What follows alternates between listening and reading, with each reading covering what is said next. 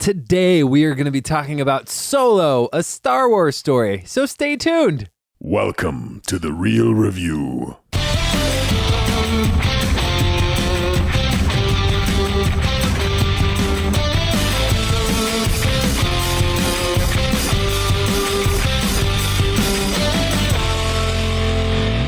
Welcome to The Real Review, sponsored by Parametric and Lazy Ape Studios, where you get some of the latest happenings, real thoughts, and perspectives in the world of film and television. Everybody, I'm here with Joel Cunningham. It's funny, mine kind of matches yours. Really? I'm here with Matt, looks like a mud-covered Wookiee. Hey! Yeah. That's awesome. Yeah, It's like we planned it almost. How's it going? It's going good. I'm actually doing well. I'm expecting that over the course of this week, I'm going to slowly be less well. But Yeah? yeah, I'm helping out with the kids' camp. Oh, yeah. And it's like, ooh, craziness. And then tiredness, and then your health's going to Yeah, you start out like, it's going to go great. And it does go great. But then like your energy kind of, Yeah. and then Oh, eventually at a certain point, you're just like, whatever, kid. I don't even care. I know about that stuff. Yeah. You're like hungry and you're just taking their food. Yeah, Yeah, pretty much. Yeah. okay. I already stole a Chick-fil-A sandwich. Yeah, No joke. You're a monster. It was so tasty though. But yeah, so welcome everybody. Welcome to The Real Review, the show, the podcast, the vidcast, however you're watching this. Today, like I said earlier, we're going to break down Solo, a Star Wars story. But just to give you kind of an idea of how the show works, we are very different. Joel's very different. So We're solo into unto ourselves. yeah, so I'm very like when I review things, I'm very about like how it affects me emotionally, if I'm excited about it, if it's just fun, if I'm glad to be there kind of a thing. I will pick apart some things, but usually I'm more towards the like yay side of things, where Joel's a little bit more critical, nitpicky, maybe negative. I'm more on the curmudgeon-y. pessimistic side. Yeah, sure. Those are all Yeah. great. I'm like that adjectives. guy from I can't think of the name. It's okay. Yeah. It's okay. Anyways, so then we kind of blend those together. We kind of give you an idea kind of what to expect maybe in the film, what it's like, all that fun stuff. But right now, Joel, why don't you tell everybody how they can get connected with us? Yes, I would love to do that. We have a number of different wonderful ways to get connected to the podcast. We have our website, which is realreviewmedia.com. Yep. We are always posting things up there. We also have our Facebook, which Matt does a great job of getting content out on our Facebook, facebook.com/realreviewmedia. We also have our Twitter and our Instagram, which are both at realreviewmedia. Matt does a really good job. He's talking to directors and things like that on there. We actually got a retweet from one of the directors of the film we got to see recently, or got to see. Yeah, totally. So, and I will say as well, we also have the YouTubes, which some people are watching this on, but it's youtube.com/therealreview. Right. The journey. You can join us for this journey. Join us on the journey, guys. We are not masters at any of this stuff by any means. We're learning. We're learning. We're growing together. Join us. We're like a little bug thing growing. So learning about film. exactly. I don't know.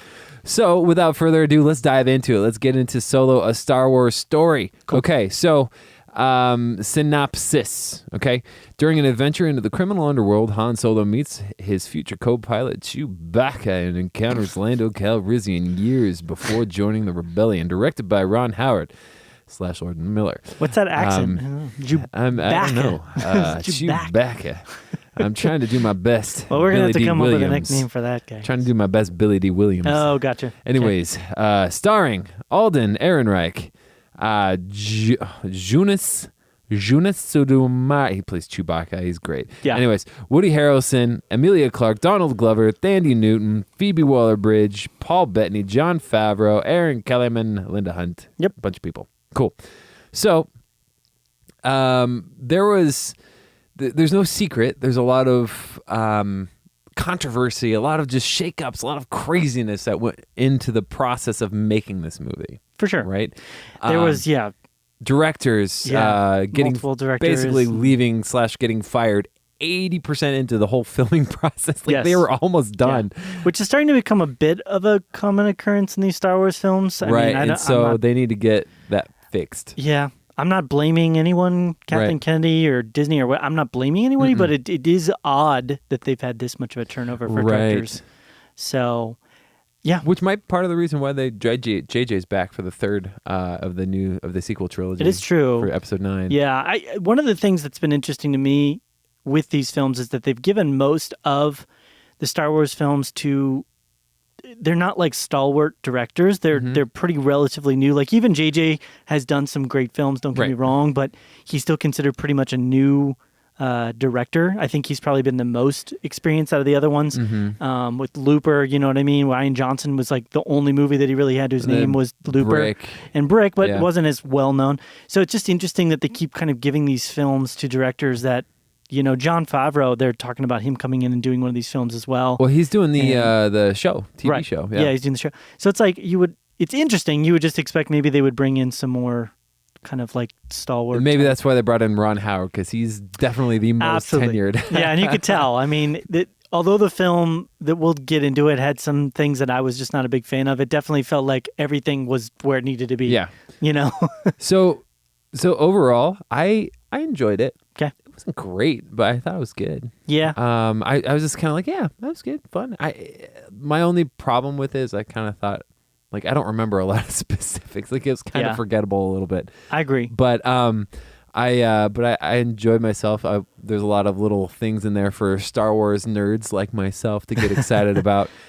Because I do watch all the animated series and read all the books. Yeah. So there's a lot of that there. But I don't know, general consensus. I would generally agree. I think it's sad to say this is, to me, I would have never thought I would see this, but this is a Star Wars film that probably in a couple months from now, people will just be like, not even talking about, not even thinking about. It's sad because you think of Star Wars, you think blockbuster and big and crazy stories. And this is one that's like, by the end of the year, people are just going to be like, I don't even remember that very much. The other thing I would say about this film is that it was better than I was expecting. Yeah. But there was 2 or 3 elements, specifically 2, that everything was like okay and it was good. But the 2 to 3 elements of the film that I really didn't like really kind of knocked it down a peg for me. Yeah. And if it was like if they just tweak those things. Is that spoiler talk we'll talk about later maybe? Kind of. Okay. Yeah. I mean, I'll talk a little bit about it. I didn't want to talk too much. No, it's all good. It's all good. So I was thinking, I really actually was surprised with Alden. I liked him a lot. Yeah.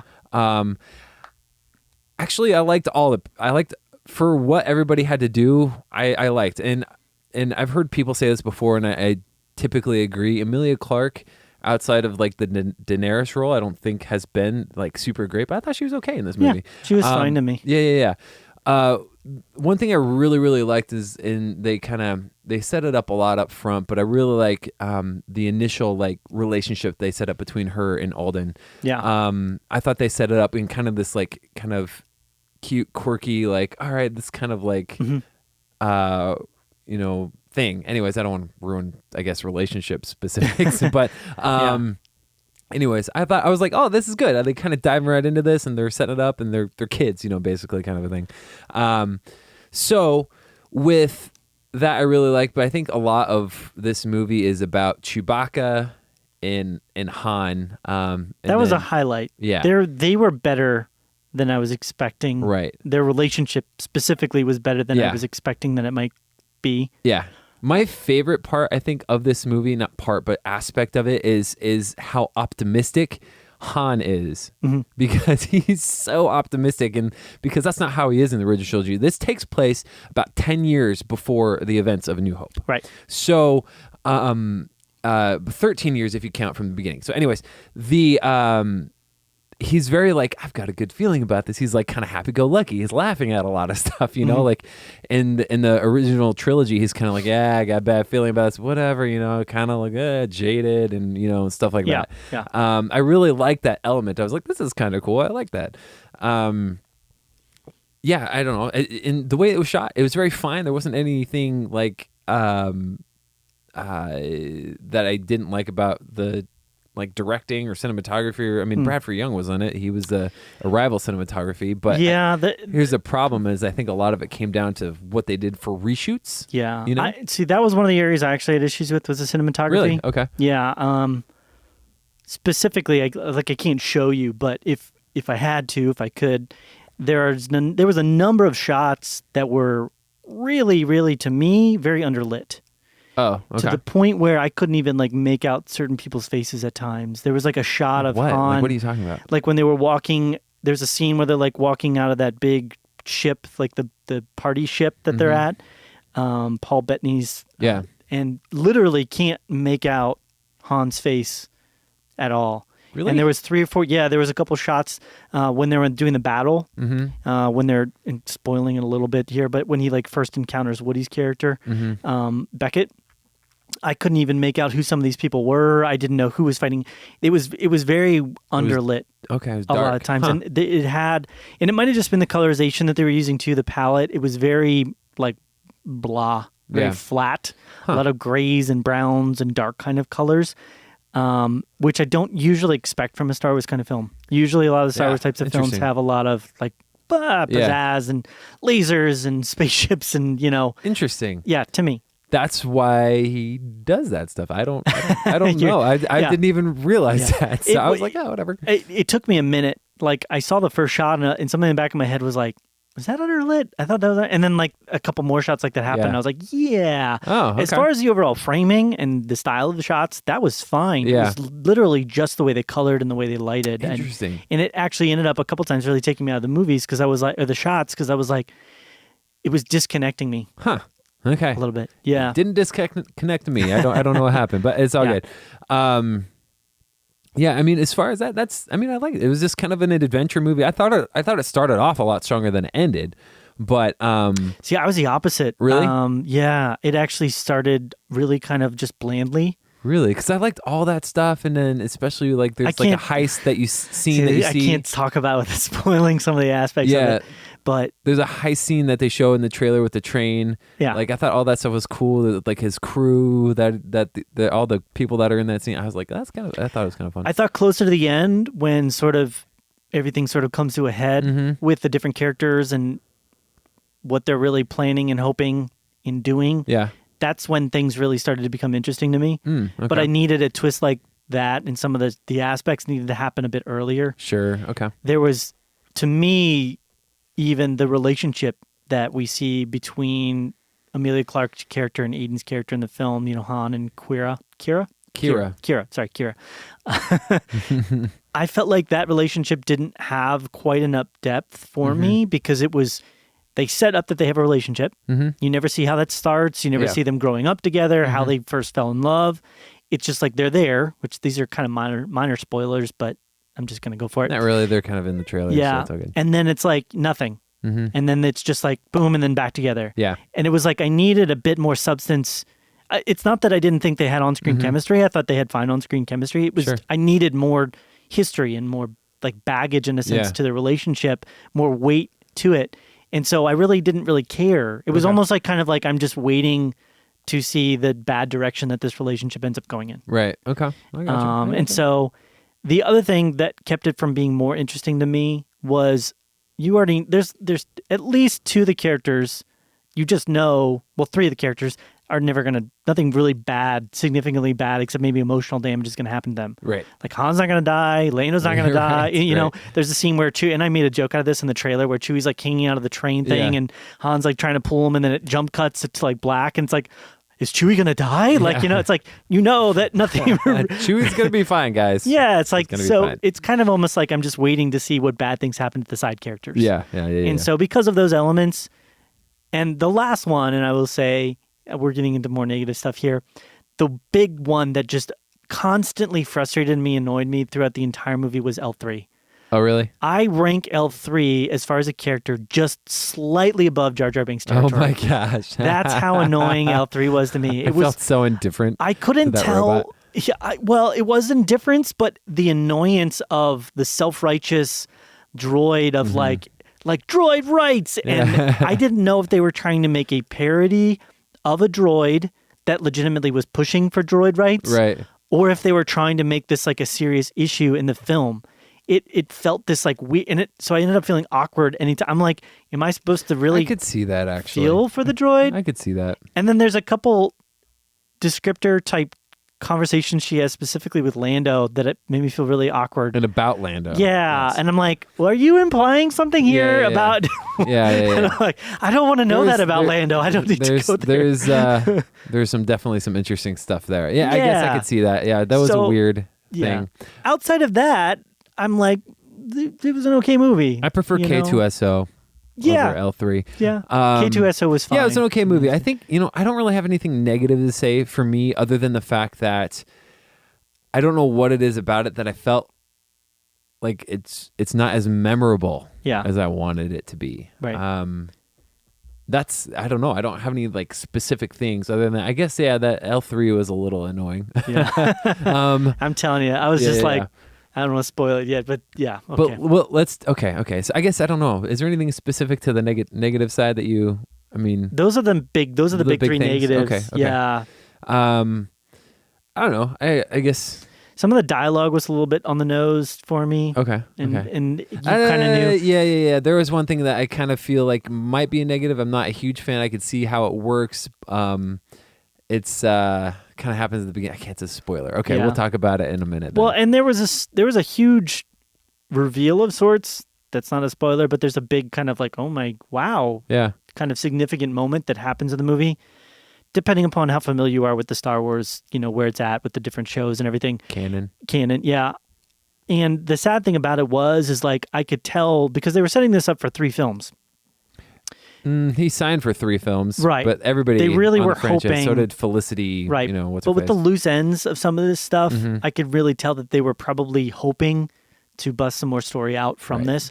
Yeah. And opening weekend total so far is not doing well. So it's I think the lowest rated Star Wars, or not lowest rated, the lowest opening Star Wars and kind of overall returns, unless they're doing like we're talking like a re-release or something like that. It's like down in the 250 million range, which is really not good. I mean, especially since they probably dropped 400 million in this because they had to reshoot it too. Yeah, and we're talking global, so they might actually end up losing some money on this, which is like wow for a Star Wars movie. Exactly. But I think the significance of what you're saying to me that it just didn't resonate as being like a story that I needed to hear or needed to have told to me is I would have been almost more interested. They never would have done it because they need that big draw. I would have been more interested in this if it was just like, we've talked about this in the past, like John Star Runner guy who's like, that's like lives out in the, the bad areas of the Star Wars universe. Star Runner guy. I mean, they're never going to do that because they need to have a big Space pool. John Wayne. Exactly. Yeah. But that would have been more interesting to me than trying to turn this into a solo film. They could have. Yeah. They're banking on making some money with the name, I'm sure. But other than that, as a whole, I mean, it wasn't bad. It was a little better than average, I thought. I'm going to give it an 81. Okay. Yeah. I give this one actually a 76. Okay. So. Okay, I gotcha. Not the worst movie of the year, but I'm not like, oh my gosh, I can't wait till it comes out so I can see it again, Yeah. On totally. DVD, Blu-ray. Let's talk about maybe one or two things on the spoiler thing. Count us in. Yeah, we're gonna get into spoilers. If you don't want to be spoiled, turn off the video, turn off the podcast. We're getting in there now. 5, 4, about to get 3, spoiled. 2, 1. And L3 dies. L3 dies. Woody Harrelson dies. Which that part was like, oh. I was like, oh, okay. Yeah. I heard that was like their little nod at like Han shot first. There was a few nods. Yeah. The Han shot first type thing was definitely a big one of them. And then there was a nod to obviously where they're headed, which is Jabba. I'm assuming is Tatooine. Yeah. Darth Maul is in this. He was the Crimson Dawn head honcho. Yeah. Which a lot of people were confused. They're like, I thought he got cut in half. He did get cut in half by Obi-Wan, but he survived. He survived, and he has metal legs. Yes, and he's been around for a while. You can see that all in the Clone Wars and Rebels. That was the biggest surprise of this movie to me. Me too. Was when he kind of popped in. I was like, oh, we're going there. Yeah, and there is still a tie-in that they'll definitely, because they're talking about now doing the Obi-Wan movie. Yeah, they're talking about Obi-Wan and Boba. Yeah, and I'm thinking with Obi-Wan, Darth Maul's going to directly tie into the Obi-Wan story. Possibly. There's a spoiler in Rebels though that happens with Obi-Wan and Darth Maul though. Okay. I guess I'm talking spoilers. If you don't want to be spoiled for Rebels, here we go. Old Obi-Wan kills Darth Maul in Rebels. In Rebels. Well, maybe they'll make that part of the movie. I don't know. He's watching after Luke. Yeah. It's kind of a cool thing. He's like, and Luke's like running around. Yeah, that's kind of cool. Yeah, it was neat. But yeah, I like that part. I didn't like the whole Han Solo got his name thing kind of a thing. I thought that was really stupid. Again, some of the things were just like way too on the nose for the dialogue. Han Solo. Why would he just be Han alone. Yeah, he couldn't. He could, I mean, just make his Han name by himself. Yeah, just make his name Han It's Solo. silly. There was some silly aspects to things too. I mean, the whole train heist, as interesting as it was kind of like, why would you ever? You have spaceships. Why would you ever transport anything on a train? Right. You know, you can literally put it in a transport and fly it where you need it to go. Right. Why would you? So things like that I don't know. were just kind of silly to me. Yeah, I don't know. L3 in particular was a constant annoyance. Whenever she opened her droid mouth, I was like, what crazy, stupid, dumb thing are you going to say now? And when she died, I was almost like, yay. Like, it was sad, well, she's permanently part of the Falcon. Yeah. Her nav computer is. Yeah, her voice is not, her thankfully. voice is not, right. I did find it funny. I liked when Han met Chewie for the first time. Yeah. I like that whole he's he's not just he's trying to communicate with him. I've never seen that before. I kind of laughed at that was pretty funny. I was laughing. I was like, that's kind of funny. You don't I don't think we've ever seen somebody in the Star Wars films try and speak Wookiee. Right, speak Kashyyykian or Kashyyyk, or if they call it Wookiee, I don't know what they call it. Whatever they call it, I thought that was pretty funny. He's like, and Chewie's like, what? Yeah, what are you doing? For a second, I thought he was going to do it by accident. Right. And that's what Chewie was going to, and then I was like, oh no, he did it on purpose. I thought that was pretty cool. I was fine with that scene. Yeah. For me, the stakes were just, okay, because I know Han Solo's story, because I know he's going to meet up with Luke and they're going to go on this whole thing. Prequels. Yeah, there was no real connective tissue into this story. So I was really counting on the relationships that he built up over the course of the... And the most significant one to me over this film was Woody Harrelson's character, Beckett, because he's kind of like a father kind of type figure for him. And, this film showed, and I think effectively well, that Han needed to grow up. He was still very childish in some areas. He kind of was brash and cocky, and he didn't have a lot of things to back that up. And I liked those aspects of it. But specifically with Kira's character, I needed much more understanding of that relationship having been built up and connected, because just to show them together and then to just show them being ripped apart and then suddenly forced back together so randomly. I get that. I'm like, there felt like there was very little weight behind that relationship. So that was one thing.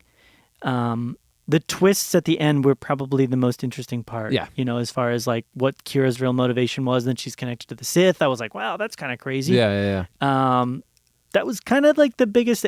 Overall, it was because again, I knew that they're not going to kill Chewie. They're not, in most of these characters, they're never going to show up in any other films. I was almost just kind of waiting for them to die and to see how they did. And so when they finally did start dying off later in the film, that's where it kind of became more interesting to me, because I was just waiting for that. Right, you're waiting to see that happen. Yeah. No, that's totally gotcha. But I thought the set pieces were fine. Yeah. They were a bit ridiculous, but they were fine. Trying to think if there's anything else. Yeah. Okay, I gotcha. Yeah. I don't have anything else to add, I guess. Anything you can think of? Any little thing in the spoiler section? No. Okay. I thought the run, the run through the tunnel. What's the famous Kessel Run? The Kessel Run. I thought that was cool. Yeah. And interesting. I thought that giant squid thing was cool, and I thought the shot of the Star Destroyer kind of going through the tunnel was really freaky and intimidating. I was like, whoa, that's pretty cool. That was kind of cool. So for sure. Yeah. But I don't know if Han can literally say he's the one that made the Kessel Run after that. It was kind of 15% him and mostly the ship's the computer. Thing is, it's kind of always been an exaggeration of sorts. So and he just made it his own reality. Yeah. I think so. Well, it doesn't make sense to me, because I don't understand why nobody else uses that method. Because if you can just put a really high-end computer navigation system inside of a, inside of your spaceship, then I don't know. Yeah. Whatever. That's beside the point. So. It's really only important to him. Nobody else cares. Yeah. We're good. We're good. I'm done. I can start getting into the weeds on this. It's all good. But yeah. Anyways, guys, let us know what you thought about Solo, a Star Wars story. If you liked it, maybe what you would have done differently, or if you would have wanted to see different. Well, what's the next standalone story that you want to see? Also, email us at realreviewmedia@gmail.com. Reach out to us, facebook.com/realreviewmedia, and same with Instagram and Twitter at realreviewmedia, and our website, realreviewmedia.com.